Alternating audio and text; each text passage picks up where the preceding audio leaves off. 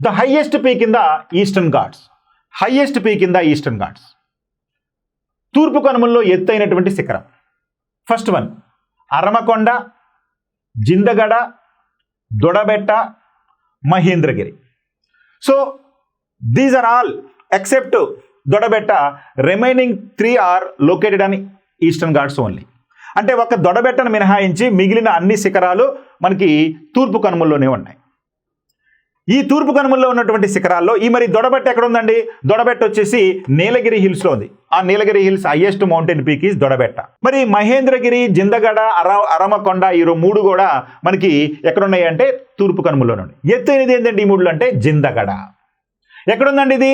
మన విశాఖపట్నానికి సమీపంలో అరకు వ్యాలీలో ఉన్నటువంటి అల్లూరు సీతారామరాజు జిల్లాలో ఈ యొక్క జిందగడ అనేటువంటి తూర్పు కనుమల్లోకెల్లా ఎత్తైన పర్వత శిఖరం ఉంది. కాబట్టి రైట్ ఆప్షను జిందగడ. మరి దీని ఎత్తు ఎంత ఉందండి? దీని ఎత్తు వచ్చేసి 1690 meters. It is the highest mountain peak on Eastern Ghats. The second highest peak on western Ghats is Armakonda. The Armakonda height is 1680 meters. Mahendragiri height is 1501 meters of height. These 3 are located in the Eastern Ghats, but Dodabetta are located in the Nilagiri Hills. Okay.